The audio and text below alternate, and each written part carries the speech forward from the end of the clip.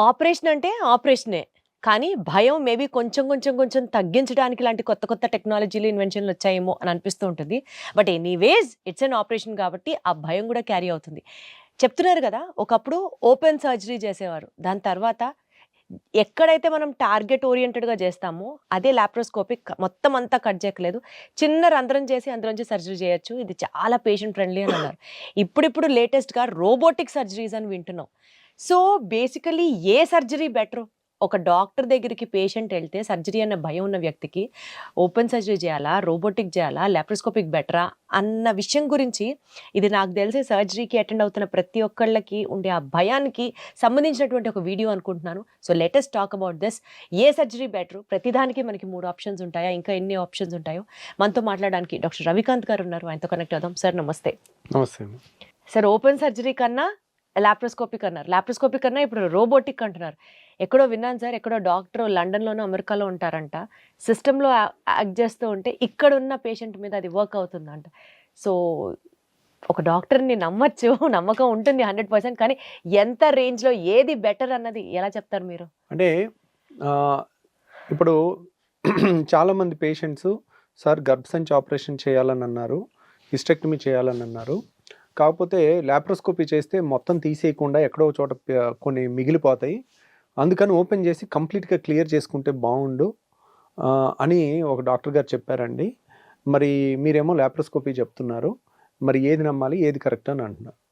So ఇది చాలా wrong అనమాట. చాలామంది డాక్టర్స్ ఏంటంటే ఓల్డ్ టైం ఉన్నవాళ్ళు కానీ కొంతమంది ఎందుకు ఇలా చెప్తున్నారనేది తెలియదు. కానీ పేషెంట్లు వచ్చి డైరెక్ట్ మాకు ఇదే చెప్తారు. ఓపెన్ సర్జరీ చేస్తే బాగా అవుతుంది అనుకోవటం మూర్ఖత్వం అండి ఈ కాలంలో. అంటే మనం ఫ్లైట్స్ వచ్చిన తర్వాత సైకిల్ వేసుకుని ఢిల్లీ వెళ్ళినట్టు, ఫ్లైట్లో వెళ్తే బెటరా సైకిల్ వేస్తే, సైకిల్తో అయితే ఇంకా ఫ్లైట్ కూలిపోదు నువ్వు బతుకుంటావు అని అన్నారు అనుకోండి, అలాంటి ఎక్స్ప్లెనేషన్ కూడా ఇచ్చేవాళ్ళు ఉంటారు. సో ఇంకా అది పీక్స్ అనమాట. అలా టెక్నాలజీ ఉన్నప్పుడు మనం వాడుకోవాలి. ఏదో గుంటూరు నుంచి విజయవాడకి ఫ్లైట్ వేసుకెళ్తామంటే అది మూర్ఖత్వం. సో రెండు విధాల కోణంలో ఆలోచించాలి. మీరు రోబోటిక్ సర్జరీ ఏంటంటే గుంటూరు నుంచి విజయవాడకి ఫ్లైట్ వేసుకెళ్ళటం. అదే ఓపెన్ సర్జరీ నేను చేసుకుంటానంటే ఢిల్లీ వరకు సైకిల్ వేసుకెళ్ళటం. సో సిచ్యువేషన్ బట్టి మారిపోతుంది. మీరు ఢిల్లీ వరకు వెళ్ళేటప్పుడేమో ఫ్లైట్లో వెళ్ళాలి, పక్కన వెళ్ళేటప్పుడేమో సైకిల్లో స్కూటర్ వేసుకెళ్ళాలి, లేదంటే చిన్న కార్లో ఏదో ఒకటి. అక్కడ సిచ్యువేషన్ బట్టి ఏ ఆయుధం వాడాలనేది చూసుకోవాలన్నమాట. దాంట్లో ఫర్ ఎగ్జాంపుల్ ఇప్పుడు ఓపెన్ సర్జరీలో వ్యూ ఎలా ఉంటుంది? ఇప్పుడు ప్రతి ఒక్కళ్ళ చేతిలో మొబైల్ ఉందండి.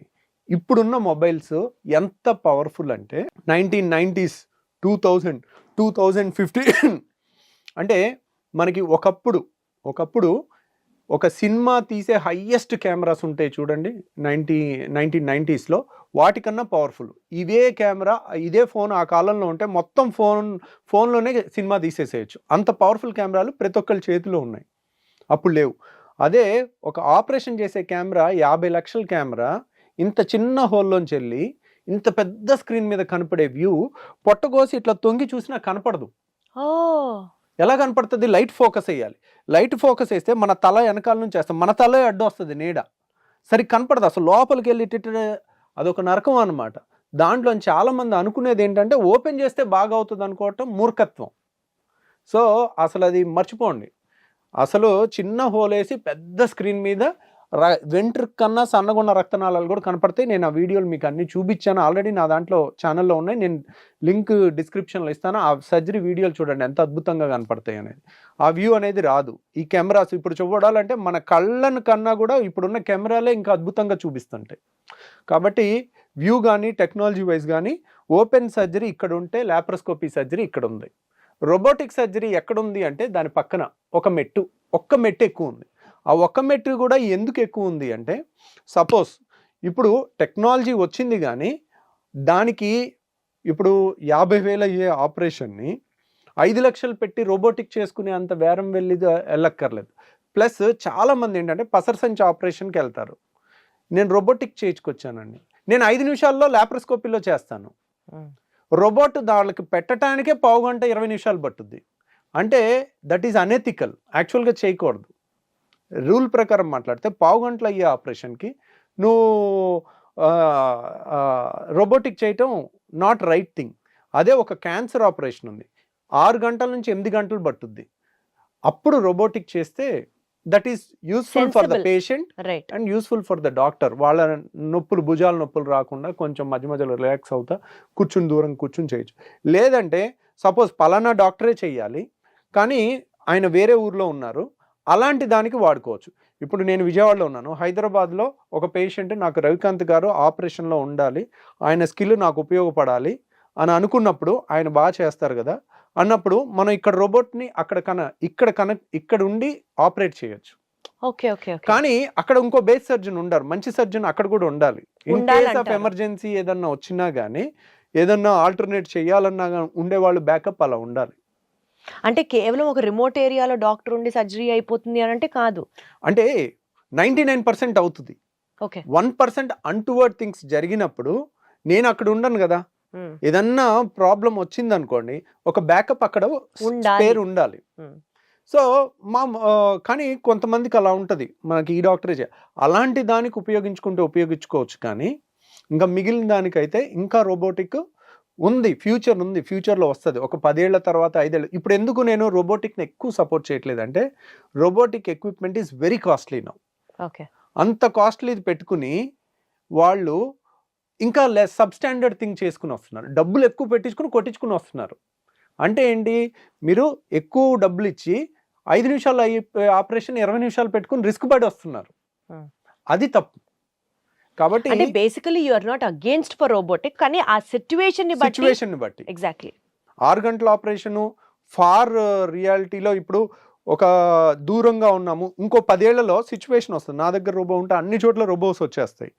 మా ఫ్రెండ్ ఎక్కడో హైదరాబాద్లోనో అమెరికాలోనో ఆపరేషన్ చేస్తుంటాడు, ఈ టైంలో నాకు కొంచెం హెల్ప్ కావాలరా, నువ్వు ఏదన్నా చేసి పెడతావా, నేను ఇక్కడ ఉన్నాను, you may be doing this better than me, ఆ 15 గంట నువ్వు చేసేసి ఇస్తే మిగిలిందంతా నేను చేసుకుంటాను అని అన్నాడు అనుకోండి, నీ ఇన్పుట్స్ కావాలన్నాడు అనుకోండి, then we can connect, we can do it. So టెక్నాలజీని మనం వెల్కమ్ చేయాలి. కానీ ఈ రోజు ఉన్న టెక్నాలజీ, ఈ రోజు దానికి ఉన్న కాస్ట్ కంపారిజన్లో ఇండియన్ పేషెంట్స్కి అంత కాస్ట్ ఫ్రెండ్లీ కాదు అండ్ గొప్ప జరగట్లా, ఇంకా లేట్ అవుతుంది.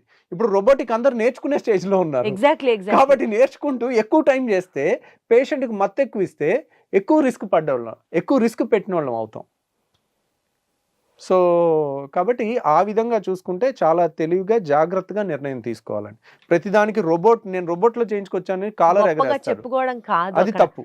అక్కడ ఏది సిచ్యువేషను దాన్ని బట్టి ఏది ఐడియాలో మళ్ళీ దీనికి ఫైనల్ కంక్లూజన్ సరైన డాక్టర్, సబ్జెక్ట్ ఉన్న డాక్టర్ దగ్గరికి వెళ్ళి ఒపీనియన్ తీసుకోవడం చాలా అవసరం. ఫ్యాన్సీగా ట్రీట్మెంట్, ఫ్యాన్సీగా ఆపరేషన్ల జోలికి వెళ్లకుండా ఉంటే బెటర్ సార్. సో మీరు అడిగిన క్వశ్చన్కి ఎగ్జాక్ట్గా చెప్పాలంటే కత్తి గొప్ప, పిస్టల్ గొప్ప, మిషన్ గన్ గొప్ప అన్నట్టుందండి. సో ఇప్పుడు మనకి మన శత్రువు చావటం కావాలి. సో సిచ్యువేషన్ బట్టి ఏది గొప్ప అనేది మారిపోద్ది. మీరు మిషన్ గన్ గొప్ప తెచ్చి ఇవ్వగలరా, మీరు కొనగలరా? ఇప్పుడు ఇంపాసిబుల్, జైల్లో పెడతారు మిషన్ గన్ కొంటే. సో అది గొప్ప అయినా యూ కెనాట్ యాక్సెస్ ఇట్. ఒక మనిషి తప్పతాగి మీ శత్రువు పడున్నాడు, కత్తి ఉంది, ఎక్కడ పొడవాలో ఎన్ని ఇంచులు పొడవాలో మీకు తెలుసు, టక్కునిట పొడిస్తే బతికే అవకాశమే లేదు. కత్తితో పని అయిపోతున్నప్పుడు పిస్టల్ ఎందుకు? పిస్టల్ బుల్లెట్ కాల్చాము, సో ఆ ట్రేస్ అక్కడ ఉండిపోద్ది, ఏ బుల్లెట్ నుంచి వచ్చింది, ఎక్కడి నుంచి వచ్చింది, అది ట్రేస్ చేయడానికి ఉంటుంది. కత్తితో అది చేయడానికి కూడా ఉండదు. దేని అడ్వాంటేజ్ దానికి ఉంది. పిస్టల్ ఎప్పుడు కావాలి, మన ముందు కదులుతూ ఉన్నాడు అప్పుడు పిస్టల్, కొంచెం దూరంగా ఉన్నాడు పరిగెడతా ఉన్నాడు అప్పుడు మిషన్ గన్. సో సిచ్యువేషన్ ని బట్టి వాడుకోవాలి. కానీ చాలా మంది ఏంటి, కత్తితో అయిపోయే దగ్గర మిషన్ గన్ వాడుతున్నారు. That is foolishness. Got it sir, చాలా క్లియర్గా. సో రోబోటిక్ గొప్ప, నార్మల్ ఓపెన్ సర్జరీ గొప్ప, లాప్రోస్కోపిక్ అని కాదు, ఏ సిచ్యువేషన్కి ఏది better, the doctor is the right person to take a choice. Thank you so much sir. Thank you అండి.